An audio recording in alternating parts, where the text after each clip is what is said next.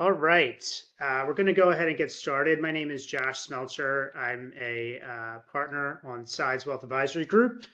Thank you all for taking a few moments today to tune into our webinar series. Today, we're going to be talking about the basics of retirement planning. Just a reminder, this presentation is going to be recorded and will be sent out afterwards, along with some additional resources. Also, if you have any questions that come up during the presentation, please type them into the Slido link that you should have as part of this presentation, and we will answer them at the end. Again, thank you for taking the time today. We're going to talk a little bit about some basic things when it comes to thinking about saving for retirement. Just kind of some benchmarks for you to consider, some tools that you can use in order to make sure you're doing it in the most effective way, and just some guidance to make sure you're on track for where you want to be. One of the things we get a lot, questions we get a lot is really how much should I be saving longer term and where is money going to come from in retirement? Interesting to look at, as you can see on the screen, on average, Social Security currently replaces only about 40% of income. So for most of us, that means one of two things. Either we need to save money, which is what we're going to talk about today, while we're working and trying to build that up over time to make up for that shortfall that Social Security is not meeting. The other thing that people oftentimes do is end up working part-time in retirement to supplement that. Again, maybe some of us want to do that. Others, we find ourselves in a position to. And the discussion today is really going to be about what you can do to make sure you're on track, that you don't need to do that. Oftentimes, retirement planning can be complicated, but sometimes it's easier just to break it down into more simple things. One of the things that we kind of get a barometer on, and these are interesting things to look at when you kind of look at the landscape of the US workforce, is how confident people are about having money in retirement. Pretty interesting when you look at this. These are two questions that were asked. Will you have enough money to live comfortable in your retirement years? Only 18% of those surveyed say they're very confident. You can see 36%, almost a third, are saying not confident at all. Pretty similar numbers when you look at, are you doing a good job or preparing for retirement? Just a few saying very confident and about a third saying not confident at all. So it shows us that there's a lot of work to do with this. As we go through this, part of, not only does it come down to how much you should be saving and the ways to save, but what you should be doing with those savings as well, too. I think particularly after the last couple of years, we all know what the impacts of inflation can be. And this just looks at where inflation has been over the past, few decades and kind of pushes that out to give you an idea of the things that you're used to paying for now, what that might cost you 10, 15, or in this case, 30 years from now. Pretty interesting to look at. Those, cups of coffee and gallons of milk that we're paying $4 or $5 for now are likely to double over that period of time. So it really tells you that not only is it important to save money, but once that money is saved, what are we doing with that money? Making sure that it's not just sitting there in some type of an account that's not generating any return or keeping up with inflation, but making sure that we're doing that over time. So we're going to move into some steps for retirement success. And you can see the 5 steps we're going to talk about today. Choose your savings vehicle. Start early. We're going to look at the impact of timing when it comes to investments. Increasing your savings rate. So we'll look at some kind of benchmarks on your kind of retirement roadmap to tell you when you should be pushing them up. Talk a little bit about saving for your healthcare expenses. And then talking about advice that oftentimes through us is offered to you through your employer that can really help you make sure you're on track and have the best outcome you can longer term. So a few different ways that you can choose to save for retirement, at least from a tax sheltered perspective. The first, which is I think one that most of us are familiar with, are employer-sponsored retirement plans. This can be in the form of a 401k, a 403b, maybe something like a simple, or if you're a self-employed individual, a SEP IRA program. We're going to delve into that a little bit more. We're also going to look at what are going to be more of an individualized way of doing it, which is an IRA, which stands for Individual Retirement Account. And then we'll talk about both traditional and Roth options, both of which oftentimes, definitely on the IRA side of things, but most times in the employer-sponsored plan, are options for you to consider as well. So employer-sponsored plans, such as a 401k, The traditional way of thinking about this is money goes in on a pre-tax basis. And what that means is when you put the money in today, you get a tax break up front. So as an example, let's say you put $100 in today. You would not necessarily see $100 come out of your paycheck because you're getting that federal tax break up front to pay when you put that money in. Any investments you have in there, whether it's in a super safe investment or a super risky one, is going to grow tax deferred, meaning you don't pay taxes as it grows. Oftentimes, you will get some type of matching contribution from your employer. This can vary by employer, and depending on what type of match that employer has set, can vary by year as well too. You're going to have a whole menu of different options that you can choose to invest your funds inside of that retirement account. Could be something like a money market or a stable value, and we'll talk about the pros and cons of that. Also could be a variety of different mutual funds that cover different asset classes. Also target date funds, which are very popular inside 401k plans, are often an option as well. When I mentioned you get a tax break going in, that money grows tax deferred. Then when you take it out, all of it is taxed at that point based on your tax rate at ordinary income tax rates when you take it out. So when you think about how taxes happen here in the US, the more you take out, the higher rate you're going to pay. Really kind of that benchmark for when you can start thinking about accessing these funds. There are some other caveats, but normally age 59 and a half is when you can start withdrawing those funds without having any penalties to do so. I mentioned what is the traditional way of doing things, which is that pre-tax method of putting money away. You get that tax break up front. We're going to talk a little bit about Roth contributions, both as an individual account and also within your retirement plan. Roth contribution really just looks at that tax situation 180 degrees different. And what I mean by that is that you get no tax break when that money goes into the account. So that same $100 that I mentioned earlier that you would put in where it wouldn't cost you 100 out of your net pay, it's going to cost you that much because you're not getting any tax break when the money goes in. Very similar to what I mentioned in the traditional way, that money grows tax deferred. The real benefit that you get with a Roth is when you take that money out in retirement, all of that money is now tax free to you. So really, and we're going to look at the benefits of compounding interest in just a moment, but there's really no rule of thumb about who this makes the most sense for. But generally, the younger you are, the more effective a Roth can be, and that's going to be both in a 401k or retirement plan space, and also in an individual space. Because number one, the younger you are, the more time you have for that tax-free growth, and number two, the less predictable income tax rates are when you are younger. So if we have 30, 40 years until you take that money out, it's much more difficult to determine where tax rates are going to be, where your income levels are going to go over that period of time than if you are just a few years away from retirement. Shifting back to just a few more things on the employer sponsor plan. Currently, contribution limits, if you're under age 50, are $23,500. If you're over age 50, you get that catch-up contribution, which is $7,500. So a total of about $31,000 you could put in. There is also a carve out if you're between ages 60 and 63, where there's actually a super catch-up contribution that's allowed too. These limits do change each year, and likely we'll be hearing pretty soon, probably by the end of the month, what 2026 limits will be, and we will make sure that's communicated to everyone. When we move into the individual retirement account space, from a tax point of view, extremely similar to what we talked about in the employer sponsor retirement plan. These are normally set up if somebody wants to put money away on their own, or often set up if they want to roll money out of their employer plan after they retire. Oftentimes we see people do this because 401k plans, although they're really set up very well to help you accumulate assets over time, are not always set up in the best way to help you distribute it over your lifetime. So a lot of times people will use individual retirement accounts to roll those funds into, or to maybe consolidate some numerous 401ks or retirement plans that they'd had over time. Accounts can be held by a custodian, such as a bank or a brokerage firm, where you're limited in options inside a 401k to whatever that menu may be. You really oftentimes have kind of the whole universe of options inside of an individual retirement account. And other types of investments are available as well too. You can really have the whole gamut of things that you can do. A couple other things to mention, both similar to the 401k or employer-sponsored retirement plans. You can do this both on a pre-tax or a Roth basis.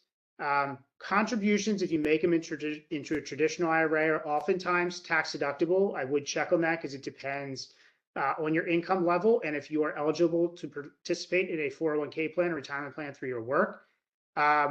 Similar on a pre-tax way, those earnings grow tax deferred and taxes are paid when you take it out at your ordinary income rate.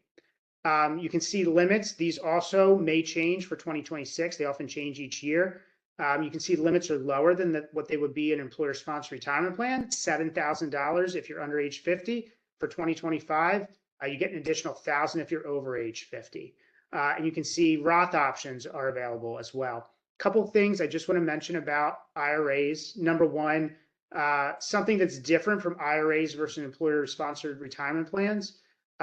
Those employer-sponsored retirement plans have to often go in through your paycheck and therefore can only go in the calendar year. So for 2025, they have to go in 2025. When it comes to individual retirement accounts, you can actually make contributions for the previous tax year up until tax day. So you'll be able to go till April to make contributions for 2025, which is helpful for a lot of people. I would also keep in mind that these limits are separate. We get the question a lot, what if I fund my Roth IRA that I have separately from my employer-sponsored retirement plan? Does that impact that 23,500 number or whatever the limit I am at based on my age? Two totally different contribution amounts. You can do them separately as well. Last thing I'll mention, and again, these are all things you can reach out to and talk to us if you have questions. If you go to do a Roth IRA, there are income limitations that do exist, both from a single and married, depending how you file. This is applicable only on those Roth individual retirement accounts. If you do it through the employer plan, there are no income limitations that exist on Roth contributions. So, the other thing that we get questions on a lot is, how early should I start? And you're always going to hear us say you can never start early enough. The longer you have to invest, the more the beauty of compounding interest really has an impact for you. And compounding interest takes shape in really two forms: the amount of time you have to invest and how you choose to invest the money. This slide, I think, does a really good job of showing what is one of our favorite rules to talk about, which is the Rule of 72. And this is all about compounded tax-deferred growth. The Rule of 72 works where you take the number 72 and divide it by your expected rate of return. That's how many years it takes your money to double in value, not counting any new contributions. The two things I would really take away from this is, number one, on the left hand, look at your expected rate of return. This really matches up with how much risk you're willing to take. You can see that if you are, a little gun shy about taking risk and want to be in something that's more stable, that feels more comfortable in the moment, and you have ultimately that likely lower expected rate of return, it's going to take a lot longer for your money to compound and double, and therefore keep up to inflation or surpass inflation, like we looked at with the coffee and the milk earlier. Whereas if you're willing to take on more risk and you can get an 8 or 10% rate of return over time, you can really have this money compound out a lot more. The other thing this tells you is the longer your time horizon is, the more of this compounding you're going to see. If you're willing to take on a fair amount of risk in that 8 or 10% category, and you see your money double every 7 or 9 years, and you're investing for 40 or 50 years, you can really see where compounding interest can really have a very meaningful impact on your long-term retirement savings.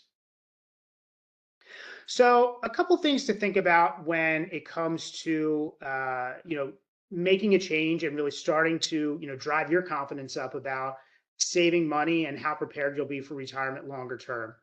The first is, again, knowing the limits. I mentioned these earlier, both whether it's on an individual retirement account or employer sponsored plan.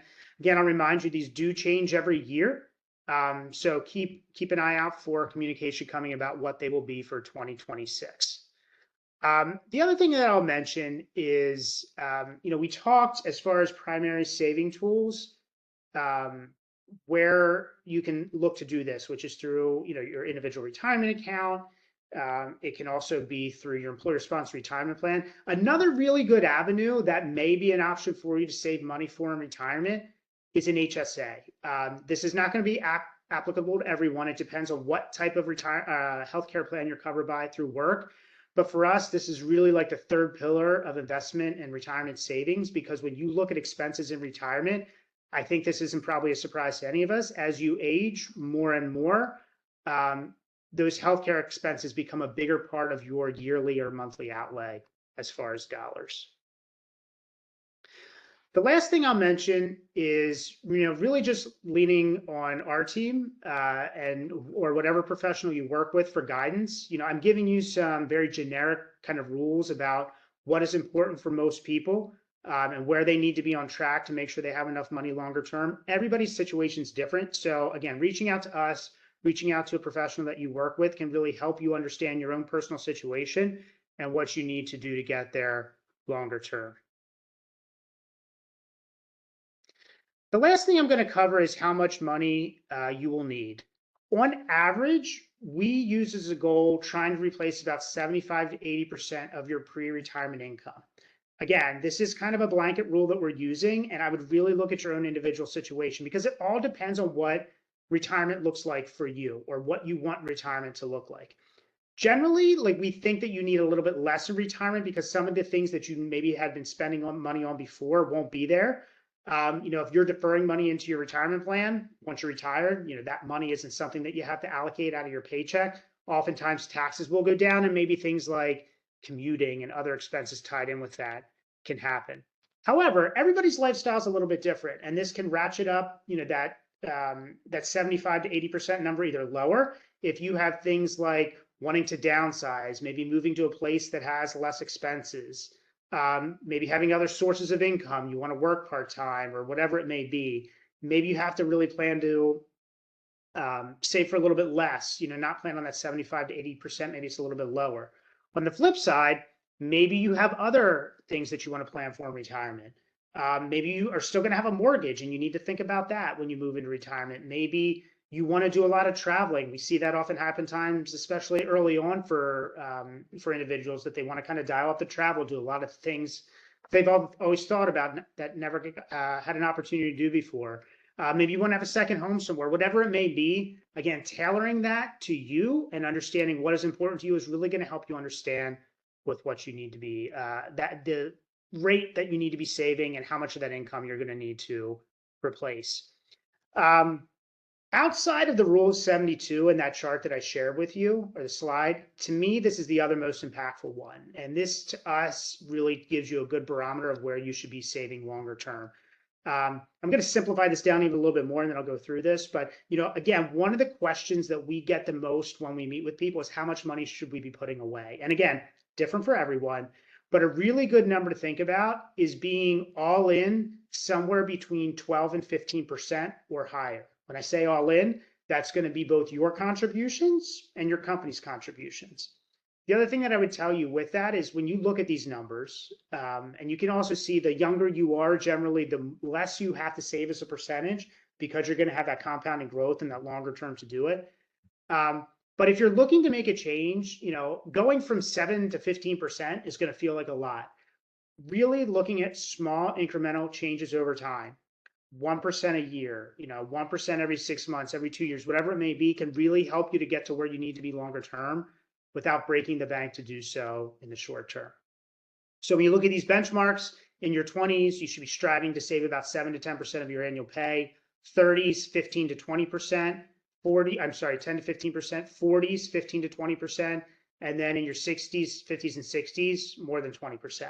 What I can tell you from experience of working and sitting with a lot of individuals is the more that you focus in on those numbers when you're in your 20s and 30s, will put less pressure on you having to try to play catch up with much higher percentages down the road. Just like in life, in every part of life, time is something that we can't make up for. And I think that's really important when it looks at investing. So as I mentioned, after this presentation's over, happy to take any questions. And again, you can write these in the Slido that's part of this presentation. This presentation will be sent out as far as like a PDF version of it and some resources for you to do some of your own kind of back of the brochure numbers to think about how much you should be putting away. And then a recording of it will be going out as well. Again, questions can populate on the Slido, but the last thing I want to leave you with is our contact information from the sides group. You can see myself and my partners listed there. I know many of us interact with you through your work environment and the plan that's offered through your employer. Please use this as a resource. If you have any questions, want to talk about your own individual situation, we're really happy to reach out and answer any questions and talk about a plan that really works for you. With that, I am going to stop sharing. Again, I don't see any questions at the moment. If there are any, please feel free to ask them. If not, I think we will wrap this presentation up in just a moment.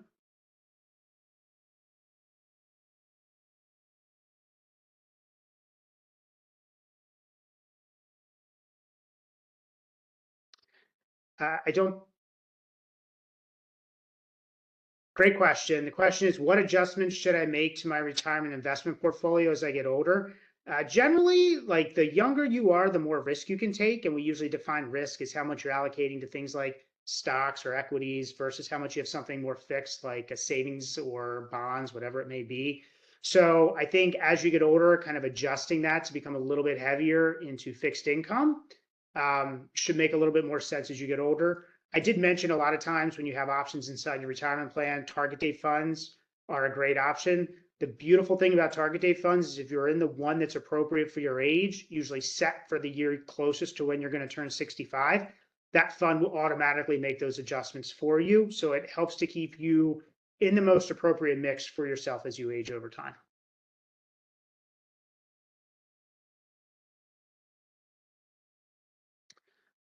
With that, I don't see any other questions. I really appreciate everyone taking the time today. Again, keep an eye out for information becoming as a follow-up to this presentation. Thank you.